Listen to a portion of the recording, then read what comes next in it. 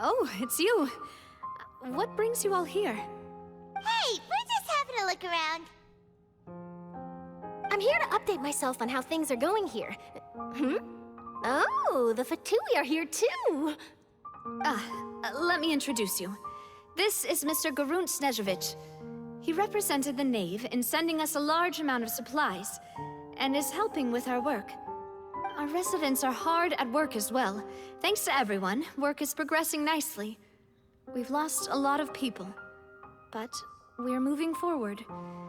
That will have to be enough. Hello, Miss Charlotte. I'm a big fan of yours. I especially like that article you wrote last year about Fontaine's stray cats. But if you don't mind, could you not emphasize our role too much in your report? It's not charity we're doing here. We just happen to share the same interests as the Spina. I get where you're coming from. I'll keep it as simple as possible. Or would you be willing to feature as friendly neighbors? That would be fine. Thanks!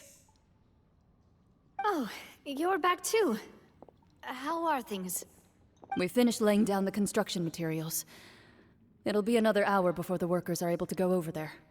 Huh? You're here too, Clarant? Well, her reputation's greatly risen after that whole duel business with Miss Farina.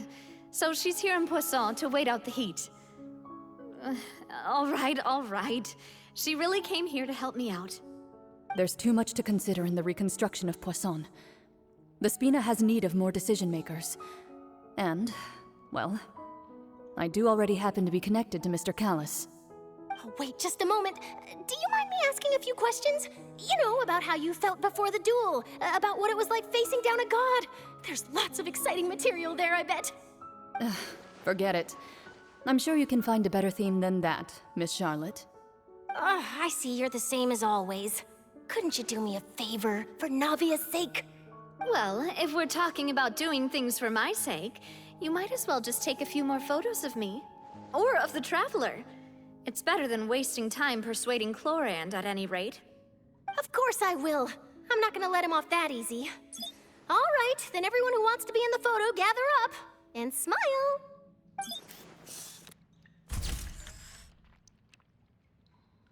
How did it go? Was it a good shot? Did Paimon look cute in it? Not bad. Your addition really helped the composition of the picture. All right, hang on a moment. Let me snap a few more shots.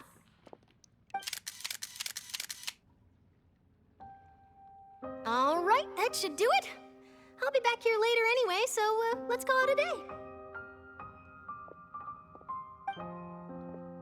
day. You're very quick. Speed is of the essence when it comes to the news, and freshness is the key.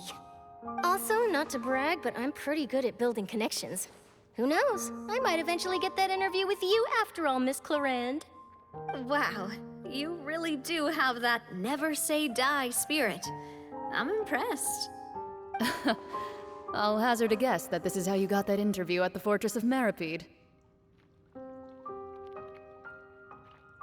Whoa, you're well informed. Let me make a guess too. I asked Sijuin, who told Monsieur Nervillette, and he told you, right? That's a very complete information chain. In truth, all Monsieur Neuvillette asked me was, when did the fortress become so friendly towards the media? I told him that it was best not to speak too soon. There's no guarantee that Wriothesley will make a personal appearance. You're right. I've got to treasure every moment I have with them. In which case, I'll be making a move first. Stay safe now. And tell me if you hear anything interesting. I'll treat you to afternoon tea in exchange.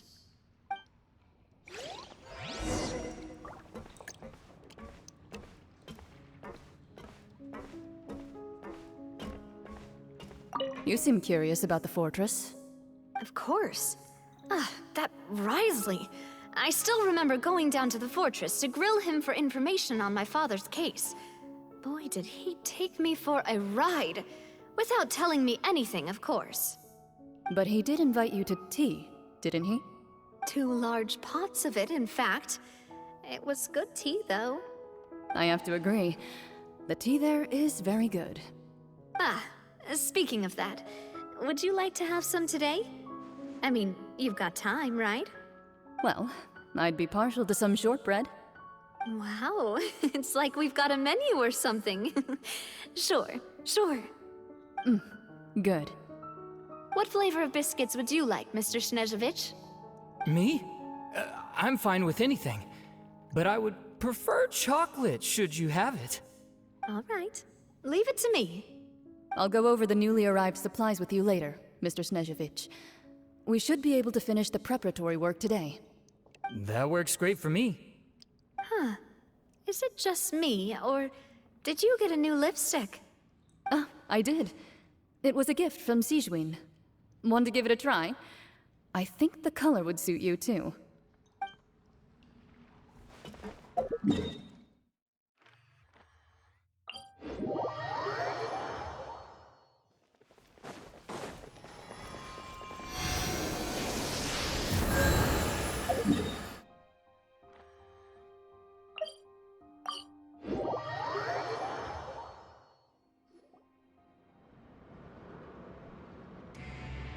Wow, guess we're here again, huh? There's a real nostalgic feeling to this place. Looks like you've been missing us. Duke!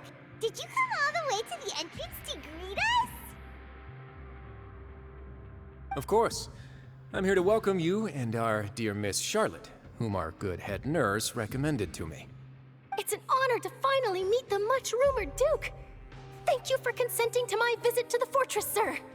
No need to thank me. But that said, I shouldn't be the focus of your interview. I trust you recall our agreement? Of course, of course. All right then, this way.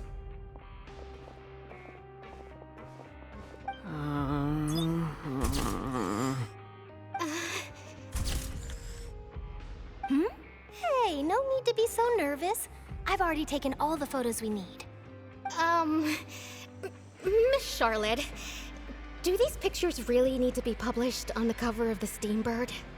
It would seem that Miss Lorvine doesn't want her face to appear beside that of Mr. Jurier, Sir, please don't say things like that. But it looks like dear Mr. Jurier denies it. Might this interview be very important to you then? No, I just... This is my first time being interviewed, and I'm very thankful to the Steambird for... Now, I might not look it, but I actually did meet Mr. Edwin once. And I'll be honest, I enjoyed chatting with you more.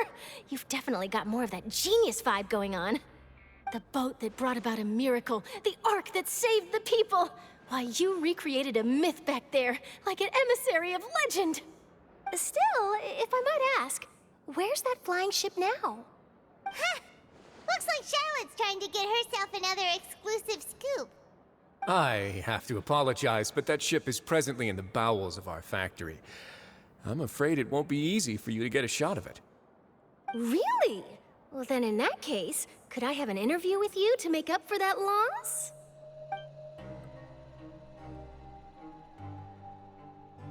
You already know my answer, I'm afraid. Best you interview our head nurse instead. Or perhaps you'd like to take another photo of this couple of researchers? Did you really have to use the word couple? Well, then, 2 solo photos will do. Is my hair messed up? Please, someone help me have a look. Things sure are getting pretty lively here. We've seen this kind of thing before. Oh, seems like everyone's here. Would any of you like to try this new drink I came up with? Ah, Sijwin. Hey, Miss Charlotte. Why don't you, take some pretty photos of our head nurse? Sure. Come on, Miss Sijwin. Over this way. Let's find a brighter spot. Huh? Sure. Do I have to smile? So, how have things been at the fortress?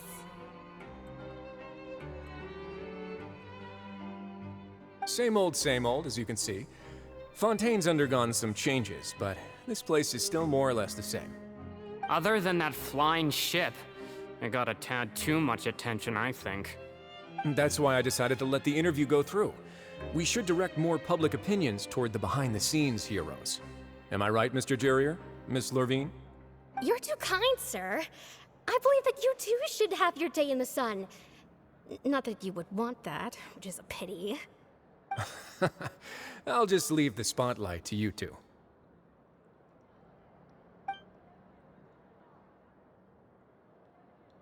I see. Lots of things happened that day, huh? Anyway, regarding that Harbinger, I'm not sure you remember, but his 3 young followers are still waiting for his return. He sure did win them over, huh? I'll tell them that there's good news and bad news. The good being that their boss seems fine, and the bad being that they must face extended sentences for abetting his escape. Oh, actually, what about you? Are things gonna change for you too? What change can there be? The fortress will keep chugging along, and so will my duties. As to what Miss Farina's departure will mean for the nation, and if our laws and governance will be transformed, we'll leave those to the folks in the overworld. Hey everyone, the photo shoot's done. Good. In that case, let's call it a day here. Thanks for your cooperation. Come on, Traveler, let's go. Till next time, everyone. There'll be a next time? Maybe. Who knows? I might write a story about the underwater factory next time. Until then. All right, last stop, the docks.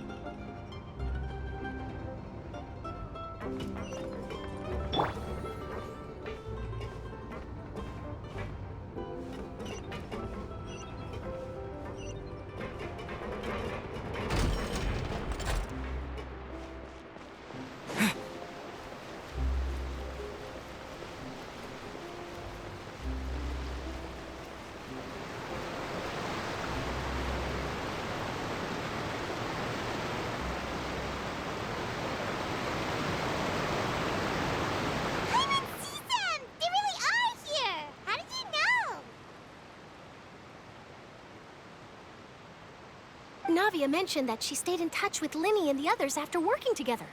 Apparently, they've been at the docks distributing these strange pockets the whole time since. Traveler, Paimon. Ah, and Miss Charlotte, too. Would you like a magic pocket? What sort of gadget is it? It's a wondrous bag that can be used to carry many things. The water level has returned to normal, but if you see any of your things floating around, you can use this to carry them. Or you could trick a friend into doing it for you. Trick a friend? I wonder which of my friends would fall for that.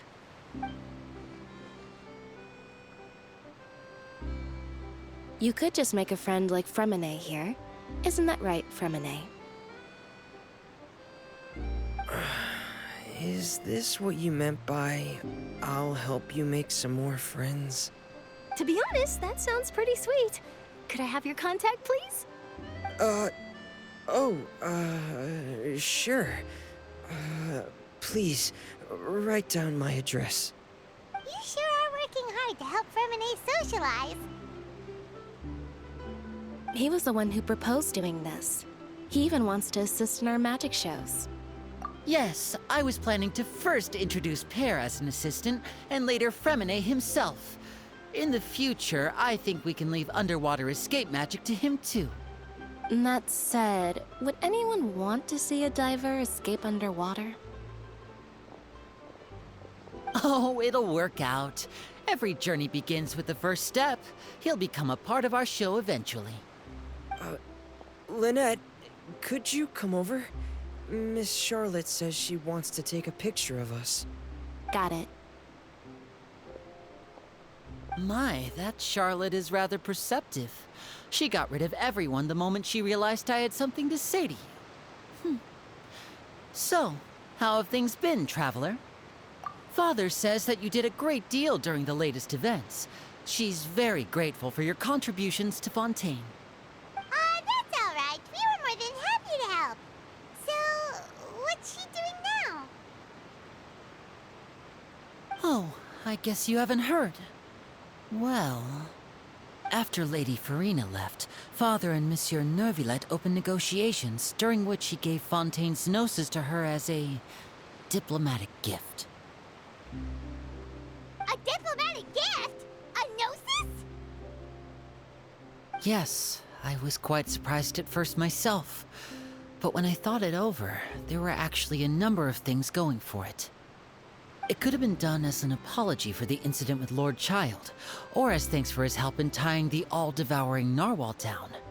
Furthermore, Father did also lend significant aid to Fontaine and Poisson. Well, that's true, but this is a gnosis we're talking about. Doesn't this seem a bit irresponsible? I would agree, but I've also heard that it seems that Monsieur Neuvillette has had a significant change of heart regarding the matter.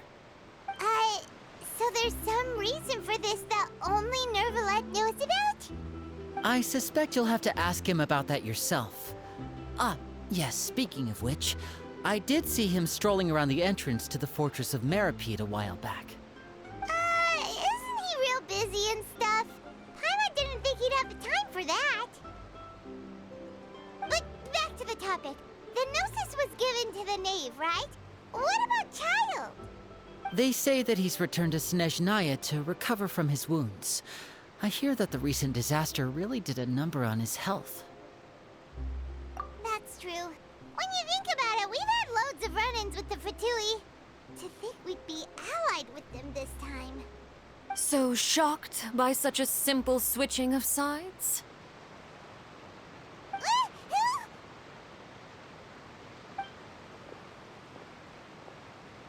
Father!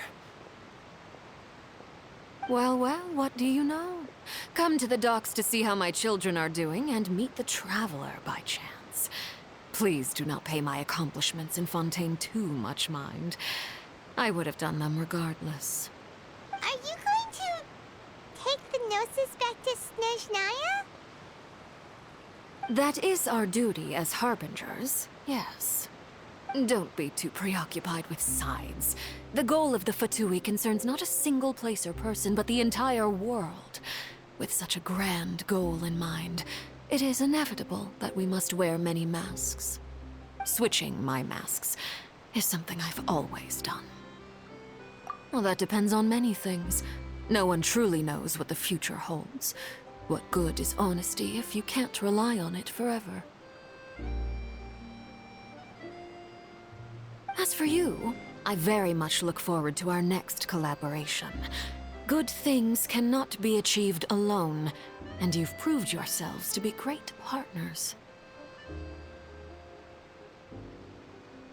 A vision? All right. I'll remember to return it. Thank you for keeping it safe for him this entire time. And that's a wrap for me. Huh? You're... Greetings, Miss Journalist.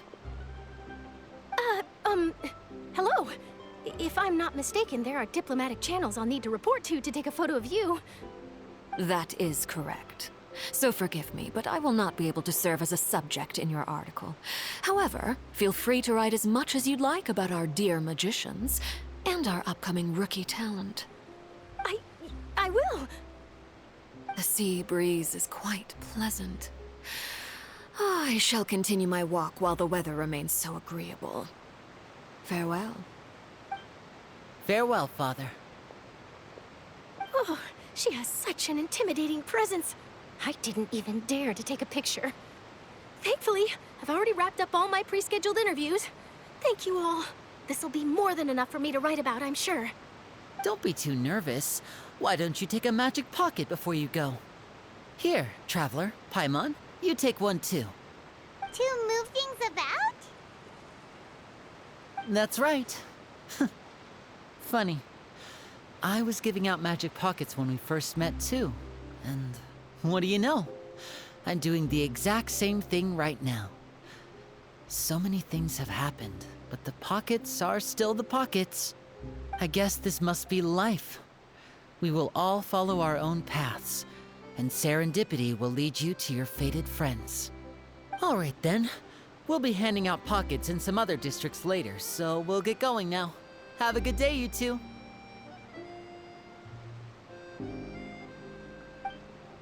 Well, guess we sent Charlotte off. Shall we go see how Nivelette's doing? As long as he's not so busy that he doesn't have time to chat anyway.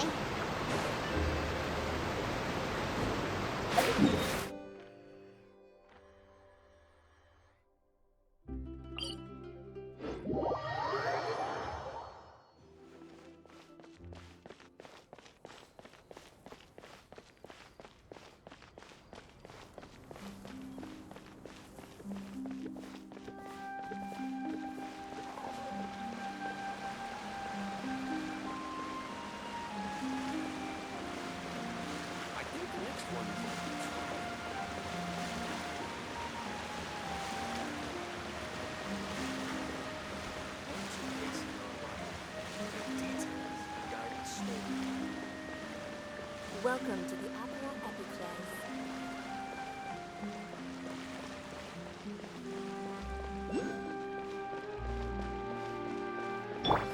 Behold! The entrance to the fortress! Ooh, he really is there!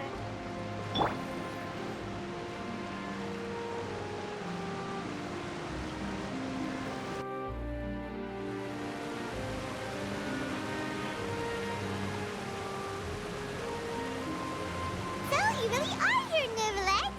Paimon didn't think you were going to have free time this hour of the day. Really? Oh, I suppose you must have met Mr. Linney. He took the time to greet me earlier when he passed this way. In any case, you came at a good time. I was just considering reaching out to you to set up a meeting, so I may explain some things that I haven't had the time to before. Aw, Paimon's glad that you remembered. Thank you for keeping us on your mind, what with you being busy and all. Alright, let's have it then. How was Fontaine actually saved? The whole business is still quite the mystery to us. It is strange how words can often leave a bitter taste in the mouth when it finally comes time to say them out loud.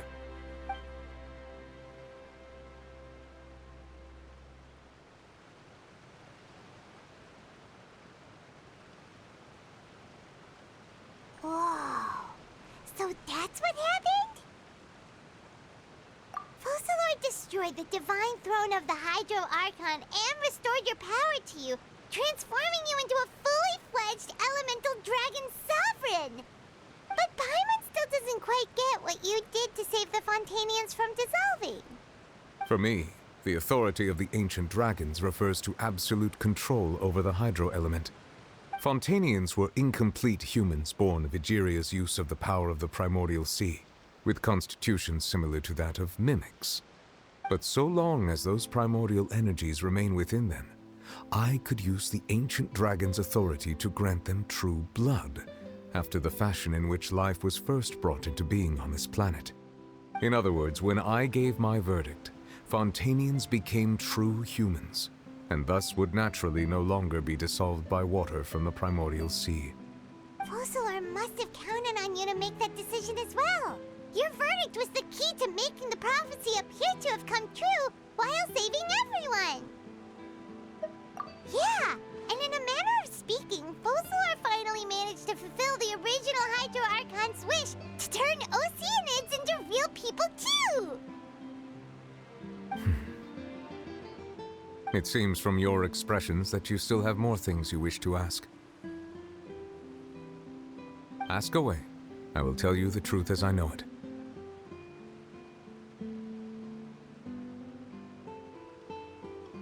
I have investigated his case along many avenues, and I have learned that he once fell into an unknown chasm when he was young. There, by chance, he awakened the all-devouring narwhal. But whether it be by sentiment or reason, that should not have been enough to consider him the root cause of the disaster. At most, he would have had tangential liability. As for the judgment passed by the Oratrice during the trial, whether it was due to that liability by association, or Focalors deliberately using him to buy time for us on the assumption that he would be able to hold the creature off, I cannot say. Guess Focalors had Fontainians in mind the whole time. In the end, it was thanks to her that they finally became real humans. Hang on a second. Paimon suddenly got another question. Back when Fontainians hadn't yet become real humans, were the children they had also transformed Oceanids? Life has always flowed like water. Do you recall how Fontainians would often come to the Fountain of Lucine to pray for children? Yeah, Lynette said the fountain is where all the waters in Fontaine converge. In truth, even those couples did not know that such prayers were no mere custom, but instead a form of ritual. Those Oceanids who were blessed within the spring water would later descend as new humans in the coming months. Paimon sorta gets it now. Either way, seems like this ritual won't be of any further use, but it'll probably live on as a local custom. Ask away. I will tell you the truth as I know it. Yeah, about that. Risley said Farina has already left. What's that all about? Ah, Lady Farina. The people are only aware that her death sentence has not been carried out. She abdicated the post of Hydro Archon and left affairs related to that title to me, before leaving the Opera House. I related Focalors' words to her faithfully and completely. After hearing them, she seemed neither saddened nor comforted. She simply said that she was tired and needed to rest. Having said that, she then packed her things and moved out of the Opera House, not unlike how an ordinary person might. But she's still got a place to stay, right? You need not worry. I will make arrangements to ensure that she will not want for food, clothing, board, or travel. In truth, I am somewhat happy for her. The wear and tear on her spirit will, of course, take time to heal. But now that she no longer has to play the role of Focalors the Hydro Archon, she can finally lay down her burdens and lead a normal life. What about you then? What are your plans now that you've regained your full powers as the Hydro Dragon? After Focalors passed on, the Oratrice also ceased to function. This matter will directly affect our trials. After much careful consideration, I've decided to take over its role in our courts. From now on, I shall hear cases and pass verdicts by myself. Looks like you're still considering stuff from the perspective of the Udex, huh? As an elemental dragon, there are indeed many things that I must do. But this power and this duty, in a manner of speaking, you could say that both were granted to me. As such, before I attend to my other responsibilities, I must first and foremost continue to serve Fontaine as its highest judge. The duty of the Hydro Sovereign and the duty of the Udex shall coexist within my person. Additionally, the Hydro Archon's departure has brought about another problem, which is that the Opera House shall no longer produce indemnitium. That's true. That power was derived from the people's faith in the Hydro Archon, wasn't it? Wait, but the various mechs and machines in the city are all still okay. Where are they getting their energy from? As I am now, I have full command over New Musia, and it can serve as a complete substitute. Another reason why I cannot quite leave Fontaine immediately. Wow. This ancient dragon's authority stuff is really quite useful, huh? Ask away. I will tell you the truth as I know it. Oh, that's right! They say you've given it to the knave as a diplomatic gift or something! Leaving aside their intentionality, the two Fatui Harbingers have indeed done much for us during this crisis. Their sole remaining goal in Fontaine, at least at this point, would seem to be the Gnosis. The Oratrice has ceased to function. The Hydro Archon's divine throne is now no more, and I do not need the Gnosis's power. As such, it has lost all meaning for Fontaine. If the Fatui have impure designs, We might as well accede to their request now, and avoid unnecessary conflict. What complicated considerations? Paimon thought you were just giving it to them out of gratitude to the knave and as an apology to Child. Ask away. I will tell you the truth as I know it. You will soon be heading to Natlan, I presume? I'm afraid that I have little talent as a travel guide, so all I can do is tell you what I know about that land. As far as I'm aware, Natlan can be said to be a nation of dragons. A nation of dragons? You mean like you? No, I suspect that I would not find myself welcome there. Unlike ancient dragons such as myself, the dragons of Natlan have undergone long years of development and evolution. Large numbers of them have entered a form of coexistence with humanity. Natlan is also the nation of war.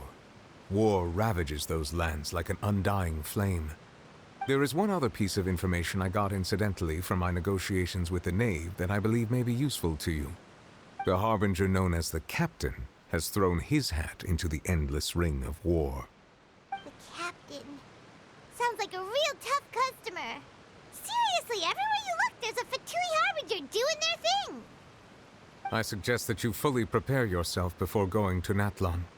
In the meantime, Fontaine's doors will always be open to you. Ask away. I will tell you the truth as I know it.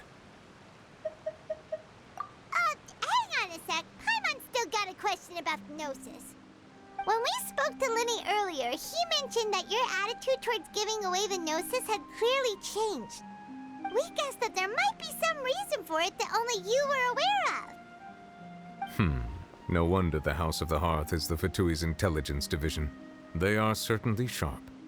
So regarding this specific issue, I was just getting ready to share something with you.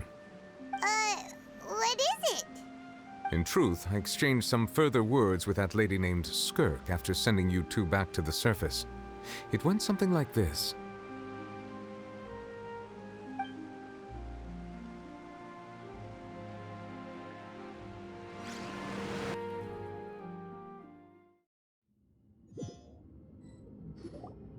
Well, we're going to head topside to see what's going on. You hurry over soon as well, all right, Nervalet? What next? The all-devouring narwhal isn't here, so I'm no longer getting any interference. I can finally catch the scent of your power, what it's made of. It is the authority of the planet's primordial dragons, but with something very similar to a god's curse mixed in. It's quite a novel blend. I'm sure I've encountered something like this before. What was it again? I do not know what you speak of. Of course. How could I forget? You should have the remains of the third descender on your person, yes? Remains? I've never heard of any such thing.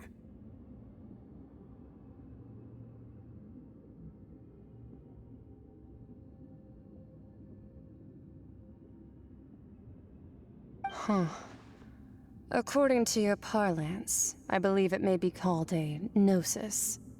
Well, that much is true. After Focalor's divinity faded, she handed her gnosis to me. But I fear I have never heard of it described in the manner that you just did. I've been training with my master, the Foul, ever since I was young, and I have never returned to the surface since. So most of the information I possess, I got from him. It is only natural for those who are greater than humanity to possess a different sort of common sense, which is why there are so many problems in our attempts to communicate with humans. Regardless, you should probably get rid of objects of misfortune to prevent any disasters from befalling you. To live in itself is a blessing. But once a person dies, the bonds he once had with this world shall all turn to curses. What do you mean by that? No need to fret. These are just my personal thoughts, and my reason for no longer wishing to return to the surface. This third descender you refer to, who are they? And when did they die? Master never mentioned them to me. Perhaps it just wasn't that important for me to know. If you're interested, though, I could ask him. I'll be sure to pass the answer on to you next time. Next time? You believe we will meet again? I do. Wait. I have a disciple of my own, don't I? He can be the messenger then.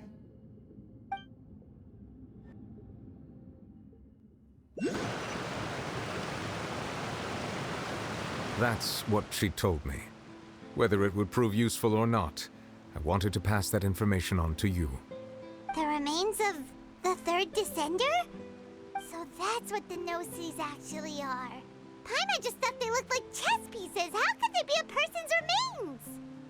All the same, assuming that there was no misunderstanding or special metaphor at play, that is what she meant to say. And she said that it would bring misfortune and that you should check it, which is why you gave it to the Fatui. If she speaks the truth, then I would simply be putting Fontaine at unnecessary risk by keeping it here.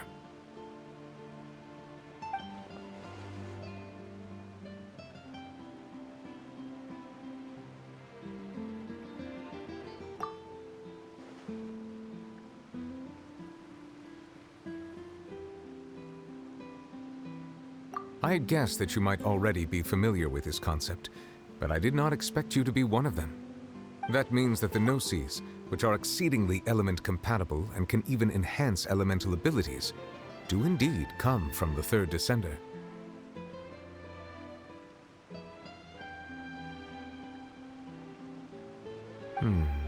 I wonder, does your body also possess similar properties?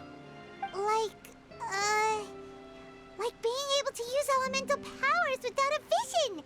That does sort of count as special compatibility, right? No, let's not think about this stuff right now. It just feels creepy. Comparing the Traveler to the dead third descender and all.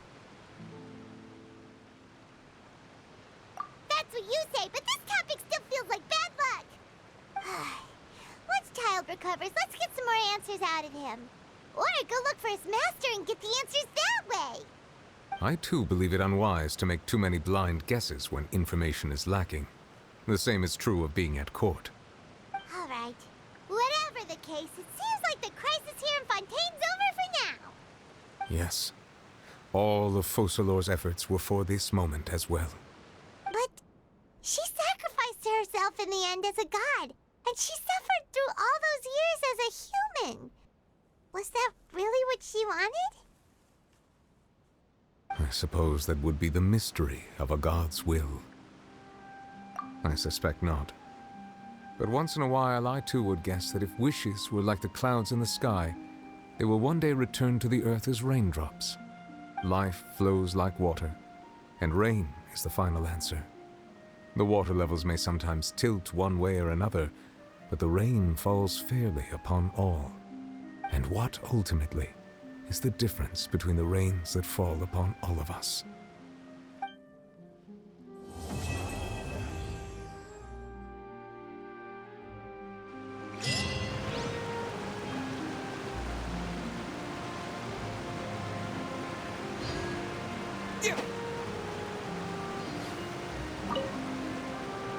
It seems from your expressions that you still have more things you wish. Ask away. I will tell you the truth as I know it. I suggest that you fully prepare yourself before going to Natlan. In the meantime, Fontaine's doors will...